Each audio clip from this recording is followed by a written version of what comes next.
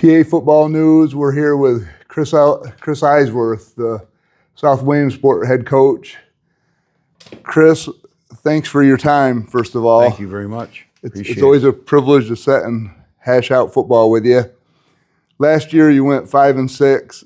You made the playoffs and you ran to a meat grinder. Yeah, we've been fortunate to lose to many state champions. We lost 4 or 5 district titles to Southern. We've lost to Guilfoyle, who won the state title. We've lost to Steelton, who won the state title in 2 Eastern finals. We lost to Troy last year, who won the state championship. So it's kind of a bittersweet, double-edged sword. I think you have to kind of go through that to get to the end result. And, we're excited for, what's to come. You had a scrimmage on Saturday. You scrimmaged Warrior Run. I talked to Zeckman earlier this week. How did your scrimmage go with him? Yeah, I thought it was a great scrimmage. The first thing I noticed, and I told the kids, I said, Warrior Run was just in the district final. I said, there's, players that are on that team that played in the district final last year against Troy. And for quite a bit of the game, they played well. They have a great quarterback. They have returning linemen that are big people. Some of the biggest people we've seen. So, I was excited to get going to see how we could do, against some of those people. And the guys really did well. It was a great scrimmage. I thought it was, it showed that the guys really want to play. They hustled. I thought they, did a lot of really good things. So we're excited. How did you come out of that with no injuries or? Yeah, we come out of it pretty good. Yeah. We had one kid got dinged up, but I think he'll be back, somewhere along the line. But no serious season-ending injuries. Looking back on last season, before we close out last season and move forward, how it was a tough season for you because you set the bar pretty high over the years. So finishing with 5-5 at the regular season and then taking your lumps against Troy, like how did the morale end up at the end of the season, and how did the coaching staff think back of that year and go, wow, we really got pieces to build on and stuff? Yeah, the great thing about, South and in my tenure, the 15 years I've been there, we kind of we've set a standard. We've had some really great teams, and we've had some teams, that kind of exceeded goals. And I think last year was one of those years. Like, I try to tell young coaches, it's not always about the record. Did the kids get better? Did they achieve goals? So like every team has a different goal. Some teams it's to win a championship. Some teams it's to get 5 first downs. Some teams, can we have a winning record? Let's try to win this game, and this game. Some teams are trying to win every game. So once you identify, the goals, I think that's one of the first things you have to do. But for us, we knew, coming off our Eastern final, loss to Steelton, and having kids leave, graduate, and knowing the process they went through, we knew that, we were going to have a youth movement, play a lot of young kids, and we had 7 to 9 freshmen started every game every week. So, in an era where they don't even have 9th grade teams anymore, those kids were being pushed to play varsity every week. And, I really got to hand it to the few seniors we had.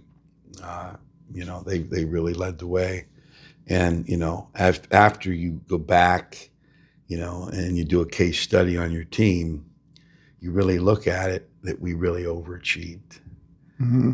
Because, to make the playoffs, to get back to Troy and go through what we did with as many youthful kids participating, we really probably overachieved.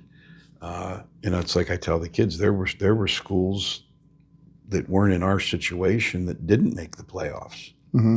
So, you have to kind of be grounded enough and you got to sometimes, eat your pride and understand that every team has a different goal. Yep. So going into this year, we'll close the book on last year. Now going forward to this year, you got them 7, 8 freshmen that started every varsity game. That's a huge step up going into the 2025 season. Yeah, now they're 10th graders. We've got a couple guys back. I mean, we're really excited, but we're still extremely young. I mean, we have 4 seniors playing. So, our junior and senior classes are still light. That's kind of how it works at these small schools. Our 9th and 10th, we have a lot of athletes. Our 7th and 8th, we have a lot of athletes, and 5th and 6th even. I think, there's a lot of athletes. So, you go through these highs and lows at these schools, and, that's when you're really coaching. Mm-hmm. Okay? It's not always about, well, this job comes open and what kind of team are they going to have? Maybe I'll go after that job. It's, stability. I'm South football coach. I'm going to be with them through thick and thin. We're going to coach the Bragalones and make the state runs, and then we're going to coach the teams that we're building, and go from there. I think that's really truly coaching. And a lot of my colleagues that have been in this business a long time, I think if you're in it for as long as we've been in it, you're going to go through that. And you have to understand that that's just part of the business and it's part of the game. Some people, they only want to coach when they think they can win. Okay? That's an opportunist. That's not a coach. A coach coaches through the thick and the thin.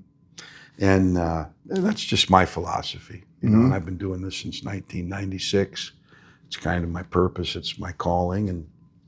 And the guys that have been around, like Jimmy Smith and some of the guys, Van Fleet over at Loyal Sock. And I mean, these guys, they coach. They coach through thick and thin. So going into the 2025 season, the state champions have come from District 4 the last 8 years. That's quite a feather in the district's hat. And to know that you're rubbing elbows, and you were right there at the semifinals 2 years ago. So that means the bar is set very high. How does that feel as a coach, coaching in a district that is the bar is set so high and so successful? We talk about it constantly. And I tell the kids, because at South, you're probably, if you're playing sports, you're probably a multi-sport athlete. So, we really want kids to be playing, football, baseball, basketball, wrestling, running track, if you're going to maximize the athlete and, the school. So we talk to them and tell them, hey, listen, District 4 football is really, really good. It's really, really competitive. You're going to have to lift weights. You're going to have to speed train. You're going to have to eat right. You're going to have to get your grades. You're going to have to stay consistent in the classroom and punctual to practices. This isn't like something you can just do. And I think that affects participation sometimes, because, sometimes, when you have a really, really great year, next year, you might have the participation might be down. And maybe sometimes kids, they get a little tentative. If I play football, I'm going to have to go lift 3 days a week, 4 days a week. I'm going to have to speed train. I'm going to have to, set this bar. It's going to take up a lot of my time. So yeah, District 4 is tops. I mean, what Canton's done, what Troy's done, Southern Columbia is one of the best teams in the world, period. We've had success, Loyal Sock, Montoursville, Danville the last couple of years. District 4 is just, Mount Carmel's the winningest program in the state. I mean, you go on and on here, and I'm probably missing people, but the fact is, District 4 football, if you are not taking it seriously, you will be humbled very quickly. And now breaking it down a little further, the NTL finally has the monkey off its back. It has a state champ. Yeah. And to me, I didn't think I'd be alive to see that. And I think it's such a momentous thing for the NTL to have that. Yeah, And Troy, God is good, isn't he? Yeah. God is good. Everybody, we live in this world now where we're, talking about, like, I'm going to tell you right now, Troy, they play at a fairground. Their practice facilities not the best. Are not the best. They drove a yellow school bus down to Chambersburg for the state title, and they won the state title. I mean, it can be done. They believed, they worked hard, they came every day. So that sends a message, to the rest of the district. And the rest of the world to say, it can be done. Yeah. And it can be done legitimately in the right way. Yeah, I mean, I can remember getting hired at South, 15 years ago. And at the time, South was one of the, least successful programs in the state. I mean, they had a history that was great, but they had dipped. They had this, our stadium is an awesome stadium. It's sunk down in its pit. It's an old stadium, and the weight facilities was there, and it was just like it was vacant. So, how are you going to build this thing back up? Well, you're going to go to work. And, I mean, so what I'm saying by that is, where there is nothing, there can be something if it's procured, if it's worked. Is it going to happen overnight? Probably not. Are you going to win championships every year? Probably not. But every once in a while, if you stay the course, something like that happens. And, we've been fortunate to catch wind a few times and, make state runs, which is just a fabulous experience that the kids never forget. It's like, I'll see the kids that are now, they've been graduated, and the first thing they do, they'll come up and hug you and, hey, coach, how you been? And how's the team looking? And they stop at practice, and you build this huge fraternity. And these guys go off and they take the same work ethic to their jobs, to college, to the service, and they become high achievers. So it's a wonderful thing. And, not everyone wants to be a high achiever. That's kind of okay. It's kind of like life. Like, it takes ditch diggers and brain surgeons and everybody in between to make the wheels turn. Yeah, yeah. And it goes back to, be the best version of you at whatever you're doing. And it's difficult. We know that because we all fail every day. And it's just part of the deal. But Troy showed the world that, hey, if you work hard enough and you believe and you have faith, that anything's possible, right? Yep. So going forward into this season, put your prognostication cap on and give me a little insight on, like, Troy, Canton, Athens that you play the first week, Sayre, Wyalusing, some of these teams, Warrior Run, Loyal Sock. Yeah, I mean, Athens has just about everybody back. They have tremendous athletes, I mean, it's a big school, 3A, 4A school. I mean, Canton is going to be physical. They're going to be good. They're going to get, everything out of those boys that they can, and they're gonna be tough. I mean, you go right down through. Troy could win back-to-back state titles. I mean, they have enough kids back. You go down through the teams. I mean, it's, they're doing a great job up at Wyalusing. I mean, I couldn't believe the size and the participation of some of those kids. And, you go down through, North Penn. I'm telling you, North Penn has come, and they got young kids. They got great coaches over there from Troy. So, as you go through this, you can see that it's just going to continue to get more competitive and tougher. And the bar keeps raising every Yeah. year. It gets better and better, and it makes everybody better. It makes the whole product better. yeah, everybody, wants to be, and I tell our kids this all the time, your past is a guideway to where you want to go. And, we've had all these kids that have set this high standard at South and that have achieved these things. And, we've had 20 All-Staters since I've been there. And at South, they put a big picture of you at the gym. So, like, the point is that standard is high. And it doesn't mean that you're just going to win because the past won. You have to do the work just like they did. And it's hard. It's hard lifting weights. It's hard running. It's hard, going through the daily rigors. But, and if you don't do that, someone else will end up taking what was once yours. We call it the take the toy syndrome. You go in a kindergarten room and it's playtime. And you got a pot of kids here playing with toys and a pot of kids here and a pot of kids here. And all of a sudden, a kid will get up and he'll look and he'll want that toy. And he walks over and he'll just take it.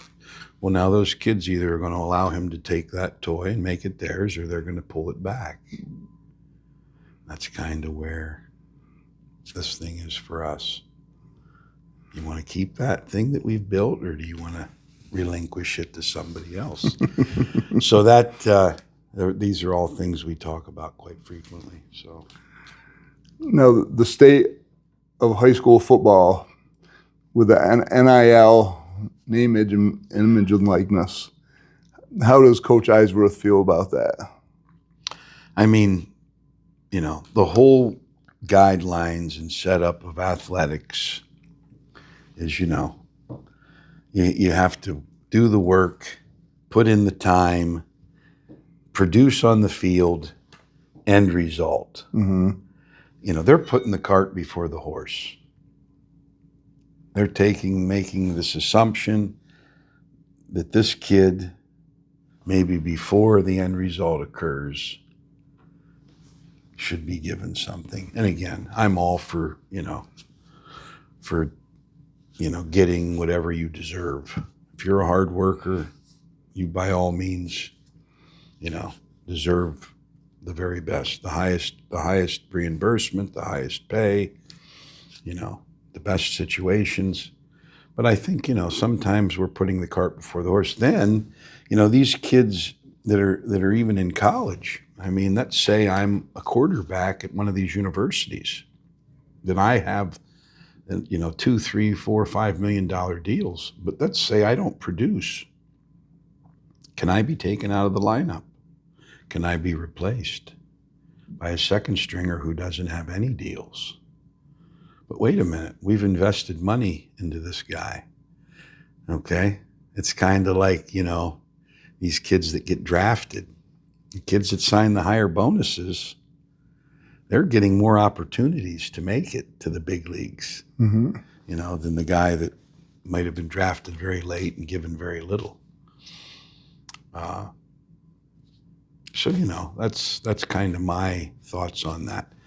I mean, for us to continue to flourish, we need a hierarchy of steps to keep things moving forward.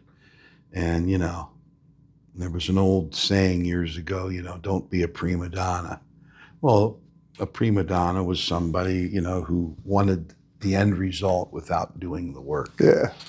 And, in some cases, not saying that those kids that are getting those benefits aren't doing well and aren't doing the work, but, it's got to be a consistent thing, day after day, week after week, month after month. And, sometimes kids lose starting positions. Kids get replaced by kids that were not maybe scholarship players. It happens all the time. You'll be watching a game on TV and they'll be talking about, a young man that He was a walk-on, had no scholarship offers, and he becomes one of the better players on the team. So you never know. Yep.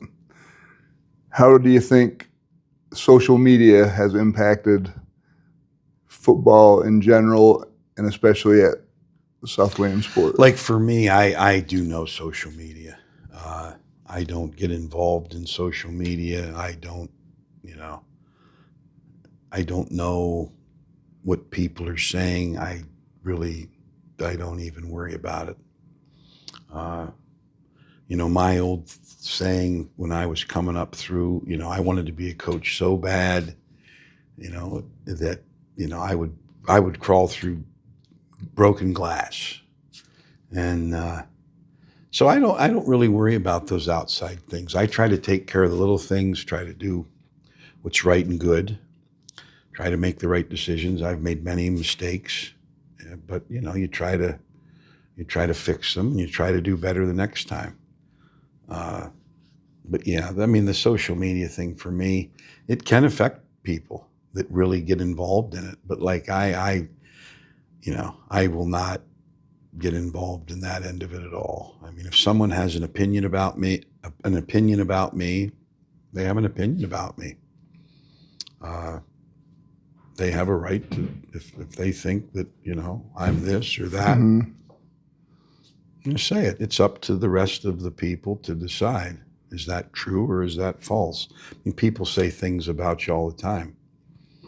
I don't think that we can worry about that stuff, So hopefully it doesn't, if someone does say something in a negative manner, it doesn't take wind and grow and then it affects you, because each day, each week, each month, we're doing things that are not always making people happy. We're doing them for the betterment of the program, the team. Everyone's treated fairly, but not everyone's treated the same. And that was kind of the old saying as I came up through. Everyone's an individual. So, everyone's going to have different ways about them. And, you hope that you can just do what's right. How do you see the landscape of football in the next 10 to 15 years with society the way it is, by a lot of kids that probably could be a huge asset to your team sitting on the couch and not wanting to come get yelled at and put the work in?